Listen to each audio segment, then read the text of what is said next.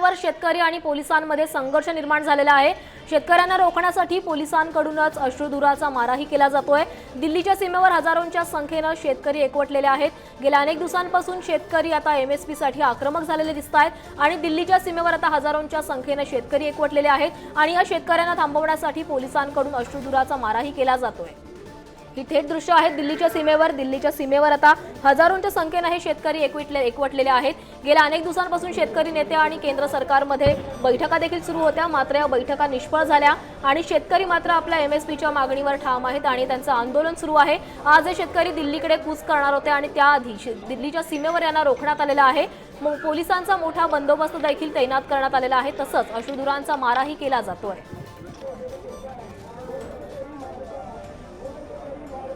दिल्लीच्या सीमेवर शेतकरी आणि आता पोलिसांमध्ये हा संघर्ष बघायला मिळतोय। तर याबाबत अधिक बोलण्यासाठी आमचे प्रतिनिधी दीपक आहेर आपल्यासोबत जोडले गेले आहेत। दीपक, आपण बघतोय दिल्लीच्या सीमेवर आता शेतकरी आणि पोलिसांमध्ये संघर्ष निर्माण होताना दिसतोय।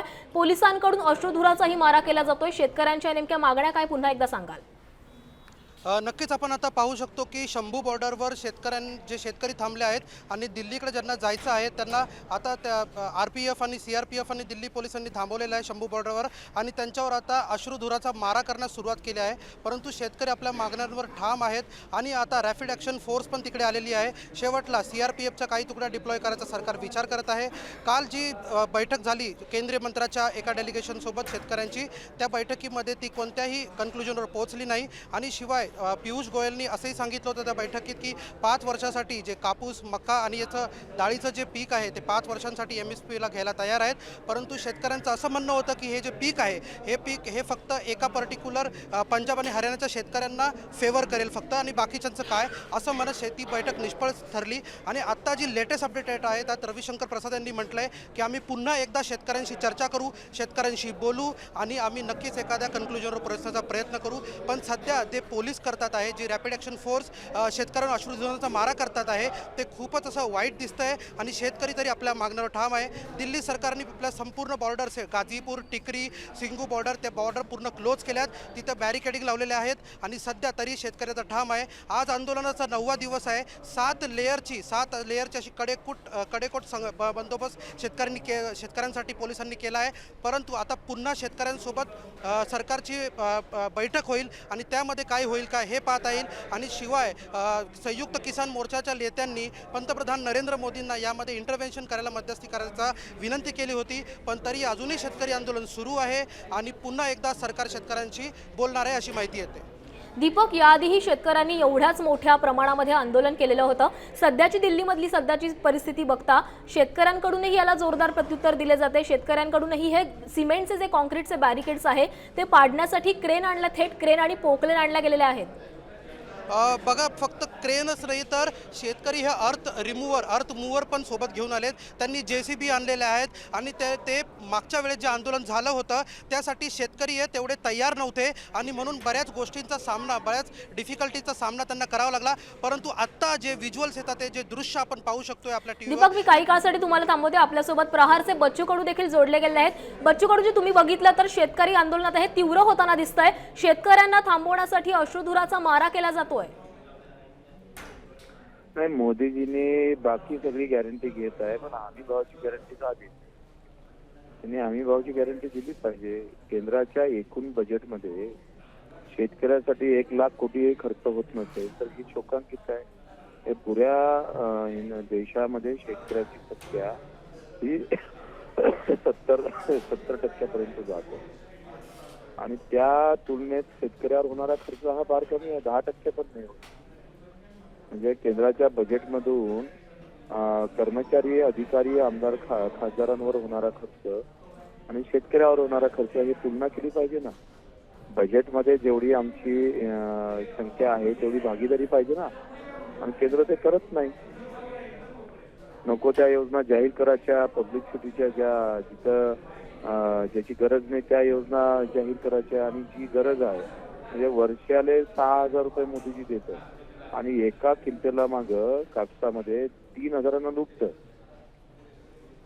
म्हणजे ज्याच्यापेक्षा घेण्यापेक्षा जास्त लूट करतं केंद्र सरकार। आयात निर्यातीच्या धोरणामध्ये कांदा उत्पादक शेतकरी मेला, संत्रा उत्पादक शेतकरी मेला, आता तुरीचे भाव कमी झाले, पुन्हा तूर आपण आयात केली.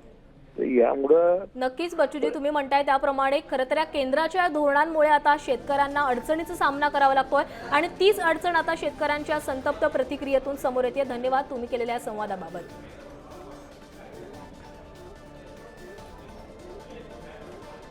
तर आपण बघतोय ही दिल्लीच्या सीमेवरील दृश्य आहेत. दिल्लीच्या सीमेवर आता शेतकरी हे आक्रमक होताना दिसत आहेत.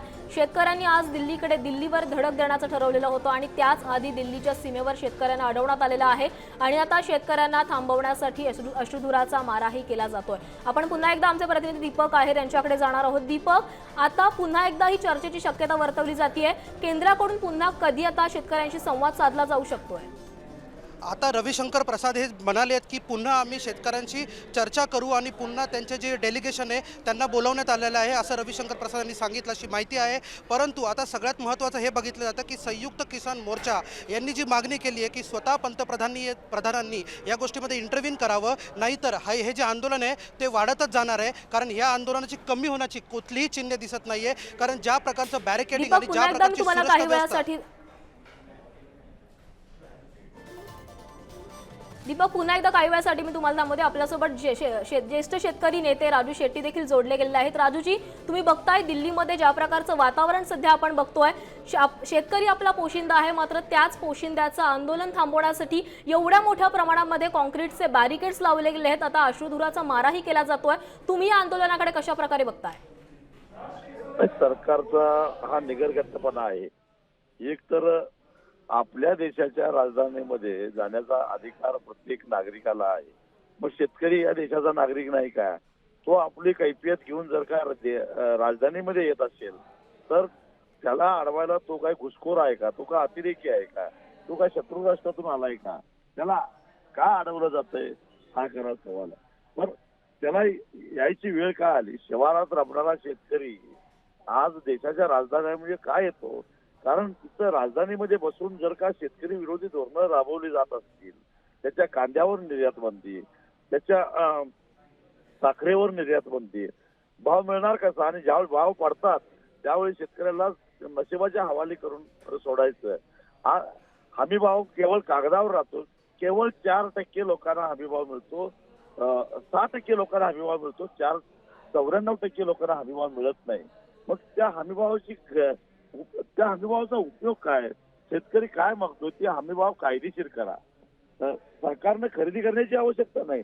सरकारनं जर का एक कायदा केला की सरकार न खरेदी करणारा शेतीमाल सुद्धा हमीभावानंच खरेदी करावा लागेल ग्राहकांना किंवा व्यापाऱ्यांना, अशा प्रकारचा कायदा करावा अशी मागणी जर शेतकरी करत असेल तर काय चुकीचं मागणी करतो? जर किमान वेतन कायदा अंमलात आला असेल आणि त्या कायद्याप्रमाणे शेतमजुरांना किमान वेतन द्यायचं असेल तर मग शेतकऱ्याला सुद्धा किमान हमीभावाच्या कायद्याचे का संरक्षण नको? का देत नाही सरकार? रासायनिक खताच्या किमती का नियंत्रित करत नाही? हे सारे प्रश्न आहेत आणि ती कैफियत घेऊन जर का शेतकरी येत असेल तर त्याला तुम्ही राजधानीत यायचंच नाही. मग दिल्ली कोणाच्या बापाची आहे का? शेतकऱ्याची नाही आहे का दिल्ली?